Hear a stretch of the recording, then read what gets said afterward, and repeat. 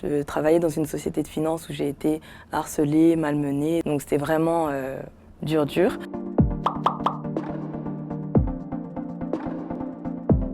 Bonjour, je m'appelle Diane Obongo. Benjei Chiman. Aboubacar El Bedoui. Denis. Je suis d'originaire de Limoges dans le 87. Sevran, dans le 93. De Lyon. De Paris, 20e arrondissement. J'ai fait des études qui m'ont conduit à m'intéresser à ce que vivent les habitants dans leur quartier. Je suis diplômé donc d'une école de vente Peugeot Automobile. BTS négociation relations clients. Je travaillais dans une société de finance où j'ai été harcelée, malmenée. J'ai fait un burn-out.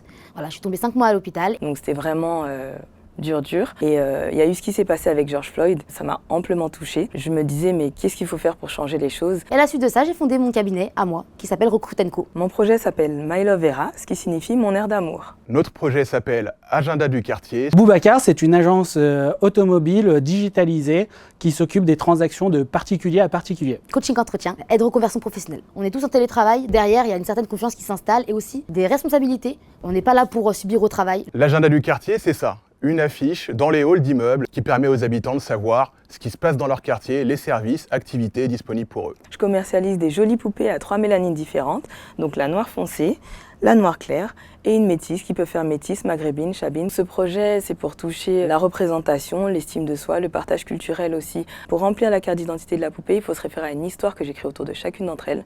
Elles ont toutes 4 métiers qu'elles aimeront bien faire, par exemple juge, ingénieur, ambassadeur, pour aider l'enfant à dépasser les pensées limitantes dès le bas âge. Donc j'ai voulu postuler à l'Expo Favela. C'est un événement qui est au Brésil depuis un certain temps. Donc je me suis dit que c'est la première édition en France. Pourquoi pas y participer dès le début? C'est nouveau, ça a attiré notre curiosité. C'est un challenge parce que c'est un premier salon. Faire des rencontres, partager ma passion. Ce serait de toucher beaucoup de petites filles et pourquoi pas aussi des petits garçons qui auront vraiment confiance en eux. On attend de la visibilité pour accélérer tout simplement. Alors dans le futur, je souhaite donc atteindre les 10 000 vendeurs sur le territoire national. D'avoir des clients à l'international, aider des candidats sur différents pays. S'aimer, aimer ses cheveux, aimer sa culture, que le blanc aussi puisse apprendre à aimer le noir et que le noir puisse aussi aimer le blanc.